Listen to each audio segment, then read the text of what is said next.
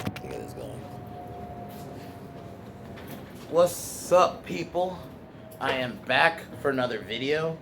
Sorry I didn't do a video yesterday. I was gonna do New Police Story, which I'm still gonna do, but I'm gonna just push that to Thursday. I just couldn't get it to it yesterday.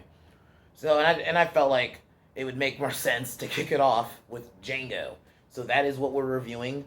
We're pretty much on the home stretch. I think we only got three more movies. This one, which I'm doing now, and then next week is Hateful Eight, and then we got Once Upon a Time in Hollywood, and I think that next Tuesday, I will probably just I'll do like a ranking of the movies. So that's what I got so far. Tomorrow, we're gonna continue on with the Keanu movies. I decided instead of doing Bill and Ted or Constantine, I'm gonna do a movie I usually don't review, and I normally don't do these type of movies, but this movie is that good, and I just felt like it makes more sense. And almost since I did Point Break, I did Speed, like well, not counting The Matrix because The Matrix was a trilogy. I decided, you know what, I'm gonna do The Replacements, which is almost like these movies are in like release order. If I remember right, Replacements was like 98 or 99. So I've assumed this was like before or about the same year as The Matrix. So I decided I'm going to do that movie. It's a really good movie, so I'm going to be reviewing that tomorrow. And then Thursday, like I said, New Police Story. And then Friday, I'll figure something out. But here we go. This is, in my opinion, is my after Pulp, this is my second favorite Tarantino movie that he's done. This movie is so good. Django Unchained. I remember when this came out. This came out in the end of 2012. I think it was December. Yeah, it was December. Um, and I remember seeing trailers. And initially, I was only apprehensive because A, I didn't know at the time that it was Tarantino, and B, I just even at that time, and I definitely I feel this way now. I'm over slave movies. Even at that point, I was just like, I don't need to see another movie where a black person's getting whipped and it's about slavery. But then my friend is like, no, dude, because he watched it. He's like, no, dude, you gotta fucking watch this movie. So I watched it. It was a fucking ride, and the fact that it wasn't just a slave movie, I would even argue that's like 1% of the fucking movie. Yeah, like definitely like when you get to Candyland, and like there's, I'm not saying slavery doesn't play a role, but it definitely, I'd argue, is more of a fucking western. It is such a like, that's what I think it really hits. Is it's such a good western. I'd almost say it's one of my favorite westerns, even though it's not like a traditional western, but and it's one of Tarantino's movies where history, there's revisionist history. Like, there's a scene they basically allude to the KKK. I think it was like years before the KKK was actually founded. The KKK wasn't until like post Civil War.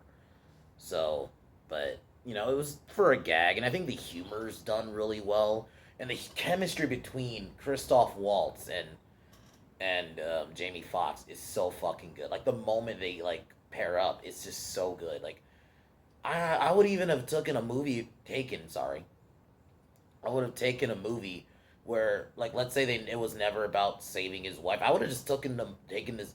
Fuck, I said it again. I would have taken this movie as like just them two just doing bounties the whole time, and they have to get one big bounty. I would have even accepted this movie like that. It was that good.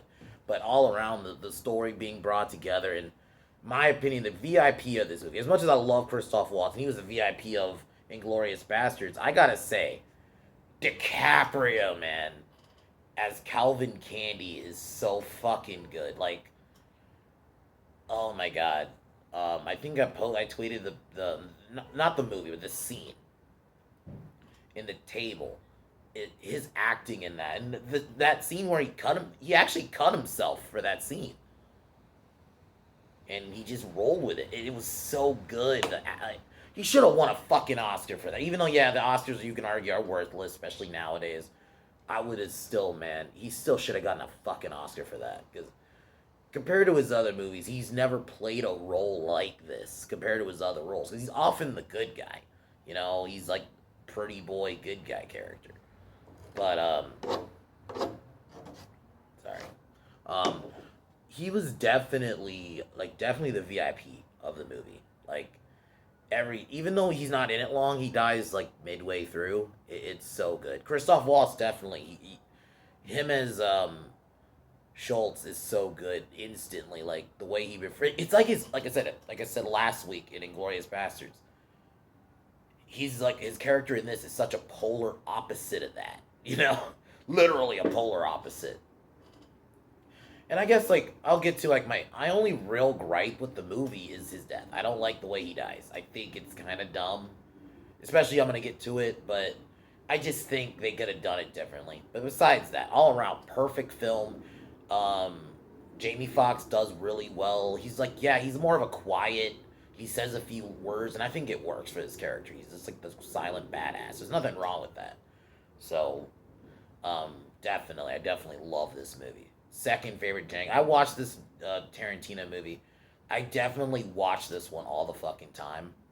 You know, people get offended. I remember at the time people were like, "Oh, they say the N word a lot." I'm like, this was a slavery movie. I mean, even not just a slavery movie. It's a movie set in that time period. Sorry, they just, yeah, I get it.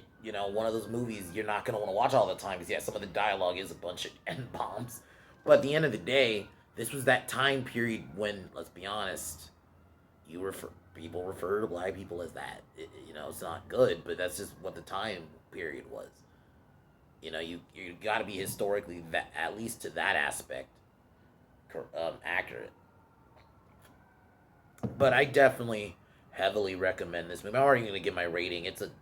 I would give this film like a 9.5 out of 10. It's so close to being a full on 10, but it is such an incredible film. I'd even say borderline like 9.8, Not even like it's over 9.5. Like it's super super close on the cusp of being a full on 10. So, but um sorry. We're gonna kick off the review like I normally do, but incredible film. I definitely recommend it. So, but here we go.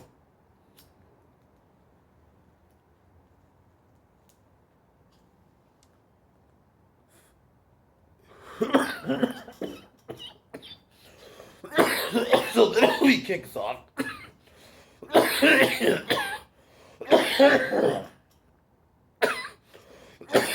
It's set in 1858, so like a couple of years before the Civil War. um, we see like a group of some slavers bringing in slaves, and there are two brothers named Ace and Dickie.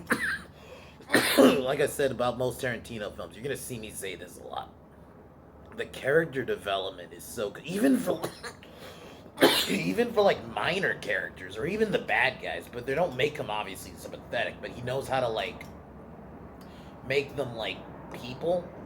And that's like the thing with this movie. I feel like if this movie was in anyone else's hands, this would just be basically that video I reacted to the other day. It would basically be something like on those lines. So it's nice that in the right hands, this movie is just dope. So we meet Dr. Schultz, he's basically posing as a doctor. Um, and he's looking for he's looking for a certain slave named Django, who was separated from his wife, who's played by, fuck, I'll look for her name later, but, separated from his wife, Broomhilda. And he's looking because he used to work for people that are the Brittle Brothers, and he recognizes them. And he tries to buy Django off of him, and the guys are like, we get some really good, like, Tarantino just knows how to kick, like, obviously he knows how to end a film, but he knows how to open a film, like, even, like, Reservoir Dogs, which was just a straight-up discussion, like, he just knows how to just do openings, you get this dialogue back and forth um, Schultz and the two brothers. They refuse, and one of them is about to pull a gun. Schultz shoots one of them. I think he shoots the horse and kills Schultz, and then he shoots the Dickie's horse, which falls on him. Such a funny scene, honestly. And one aspect I have heard heavily criticized, not heavily, but I've seen some people criticize, they think the violence is a bit over the top. I mean, I can understand, like, even someone brought up to me today was that they felt like no gun at that time would have been, like, you're not getting a triple headshot because there's a scene basically he gets a triple headshot, and I understand that, but for me, Tarantino, that's just one thing. I feel like I look at it like you're just gonna have to kind of deal with it. I mean, even in like Once Upon a Time in Hollywood, and the violence is not until like the end of the film. He goes over the top. I would even argue like Kill Bill kind of had over the top violence. Pulp, not as over the top. Definitely like this film, but definitely Tarantino. That's just always been his thing. So I kind of deal with it. So he shoots the horse. He gives the guy the $75 the money. Um, then Schultz releases the other slaves, and basically, while Django gets the code and then leaves with Schultz, they kill the slaver, and then the next day they travel to, I think, Daughtry, Texas, and like everybody's looking at Django because he's even. I'm not gonna say the whole on. I'll say the line just for this video. They have never seen a nigga on on a horse before. That's basically what the line is. And they go to a bar. The bar owner like freaks out at the sight of Django, goes and gets the sheriff, and this is where we get some more dialogue between Schultz and Django. Like Schultz is explaining to Django what he does. It's such a good, just the little dialogue moments. Like that's the thing. Even in Tarantino's more action-filled movies like this one, Inglourious Bastards, Pulp Fiction. Not Pulp Fiction, Kill Bill. He knows how to still keep that strong dialogue. He doesn't like sacrifice good dialogue just for the sake of the action. He knows how to like maintain both. That's why like just little moments like this when they're just talk is so good. So the sheriff, um,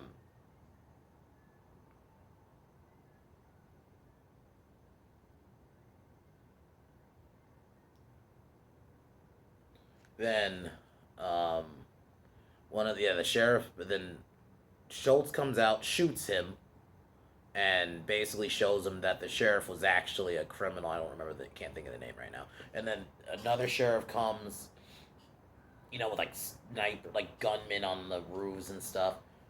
Um, Schultz and Django go out there. Schultz gives them the information, and basically gets the money. They leave, and then Django tells Schultz more about Broomhilda. Learns that she used to be owned by a German, or she was raised by a German, and then they got separated. So I like those little moments too where they give you the backstory, but they don't spin like any other director would have. Basically, the movie would have been while like Django in the present, they would have done some like, oh, we gotta show flashbacks of him, him, but like not just flashbacks. They would have made it like a whole scene. Whereas in this, it's just little spurts, like where Django explains. You get like a song, it's like almost like a montage, get a song playing over and you get some scenes, what happens, but they don't spend like any other director would probably spend like 20 to 30 minutes just on that scene.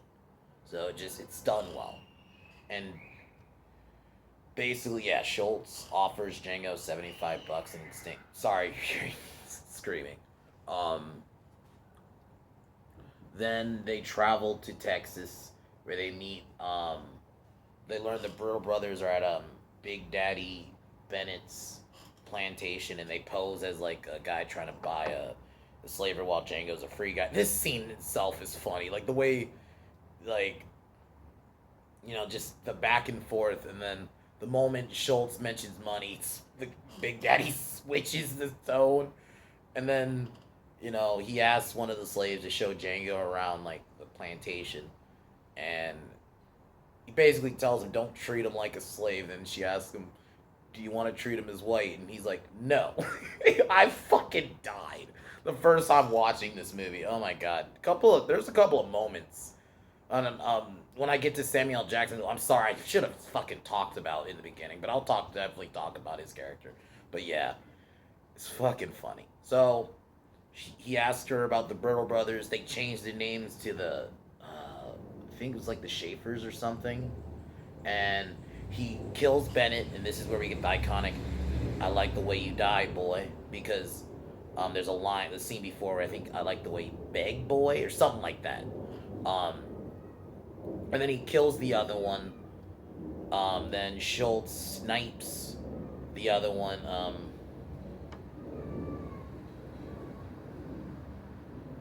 and then Big Daddy and a posse of like guys. This is where we get the KKK scene after, Schultz gives them the information and all. Um, then they were looking for Django, and it's such a funny scene, and it's only a couple of minutes. You know, it doesn't like distract from the movie. The scene isn't played over like a serious moment. This is just a funny little gag with the mask, and it's not over the top. It also doesn't drag. It's pretty short. They try to think they think Django's in the in the in the cart, not the cart, in the I'll just say cart for now. Then Schultz blows it up, and then Django snipes Big Daddy. It's really funny scene all around. And I remember watching the first time, and you see not Seth Rogen, fuck that motherfucker. Jonah Hill. I was surprised, like Jonah Hill. Holy shit! And because I think even at this point, he was still like more known as the comedy guy. Just to see him in this movie, it was pretty interesting. Then they travel to then I think there's a scene where we get like a bit of them training in the winter and getting bodies, and the song plays over is really good. The music all around is really good. Yeah, there's some music where it's like there's a scene where they play Tupac music and Rick Ross music. It's like you can argue there shouldn't be like rap music in this type of movie, but it's only for a second. I think the Tupac one I don't really have a problem with. I have more of a problem with the Rick Ross one just because that's straight up like 'cause this was 2012 and he was kind of big at the time, so it just so so we see them collecting bodies over the summer, like over the spring, and then they travel to Mississippi, and then I like the way like I love what Tarantino does, like his either chapters or like he breaks down like where we're at. Then there we have a scene with them. Schultz basically telling Django, you got to keep your cool, and you got to play a character. Basically, he has to play a black slave owner, which I really love. And this movie calls that out because that's something in history you don't get. People don't teach you. There were black slave owners. But anyway, um, but it's just all around like this little dynamics between not a little, but the dynamic between just Schultz and Django is so good. Like it's just so basically, they're gonna act like a person wanting to buy a mandingo fighting, which is basically slave fighting, and this is where we get introduced to Calvin Candy. And my God, DiCaprio just immediately just takes the scene when you first meet him. It's just like he just immediately takes it, and I've heard like, and I can understand. I think I've heard he was uncomfortable saying some of the lines. And it's understandable. He has to say because he's never played a role like this ever, so he has to drop the N bomb like a lot. He says it a lot, but it's understandable. So I get why he was uncomfortable, but him going through it, and we got his performance in this is so good. So um, then we get some slaves fighting. The slave fight ends, and this is where Schultz, Django, and Candy start like making a deal. Schultz offers $12,000 for one of his fighters, and this is what gets Calvin's attention. We get kind of a little montage of them talking anonymously while they meet up in the morning. Um, and they will buy Broomhilda separately when they're up there. Then this is where we see Walton Goggins for the first time. He's such a good character actor. He's just all around like every scene, even in this movie. He doesn't just feel like just some racist hillbilly. He feels like an actual character. Like he actually feels like a character you would see in like a movie like Unforgiven or Tombstone. That's one thing about this movie I really like. It's a fucking western. It's not just like your generic slave movie. That was like, and I'm actually happy I ended up fucking watching this movie. So we get the scene where they pretty much travel up to Candyland. We get a funny scene with Django and a slave where he's acting like over the top and shitting on the slaves, and there's a scene like where even Schultz like and him have like a private meeting, and Schultz is like, you gotta tone it down, but Django makes the point like, no, I gotta play it up, man, and I'm intriguing Candy, and I like even back at the scene where they were talking before when they first arrived in Mississippi, Schultz even said you gotta play it basically, you gotta go all the way, and that's what Django was doing. So they get to Candyland, and one of these slaves is up in a tree, hiding from dogs because he doesn't want to fight no more. And then Calvin scolds him, basically makes fun of him for not being able to read because this was just at that time. And initially, um, Schultz offers to reimburse Calvin his $500, but Django's like, no, we're not paying $500 just for some, basically his words, just some slave. We're not paying that much. So then, I think Calvin almost in a scene, he he basically goes up to Django and says, "Can I do whatever I want with him?" And he's like, "Yeah." And then he sends the dogs on him. It's pretty fucked up. You don't it's not, you don't full on see it. You see some of it. You hear like noises, and it's like kind of not a little bit jump cutted. It's not like you just see it like pure but it's still, and you can clearly see Schultz and Django are uncomfortable with it, but Django has to because this is about his wife, and I think that's what makes this film so interesting. And then they get up to Candyland. This is where we meet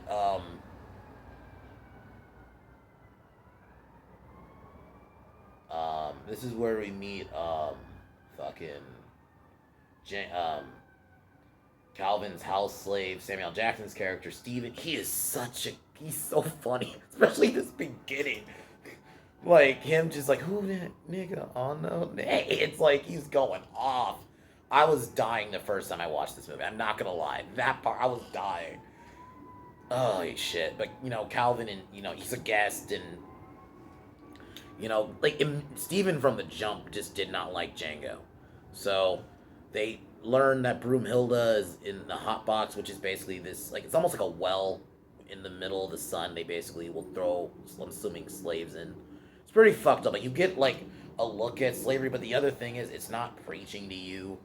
They don't make just one side all bad. What I mean is, any other director could just make a movie, just a generic slave movie. Let's make every white person evil, black people just the victims. I like that this movie is not that.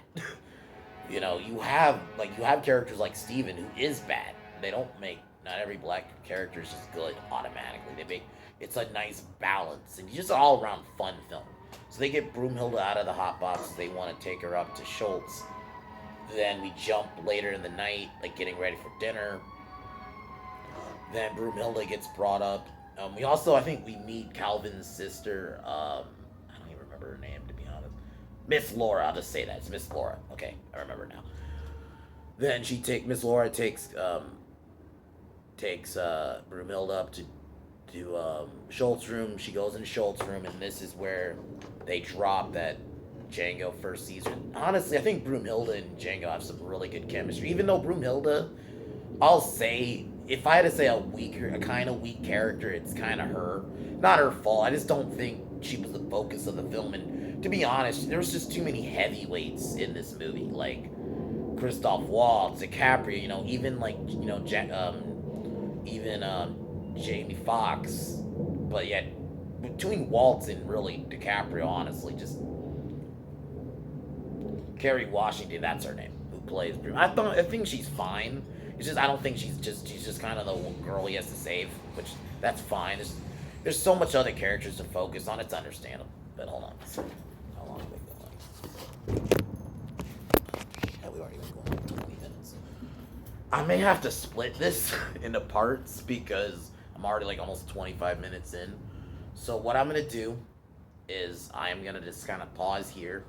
I am at the part where they're about to get dinner. So I have to split it into parts, but this video is already going over time. So, but yeah, guys, I will continue on with part 2. I'll see you guys in the next video. Peace.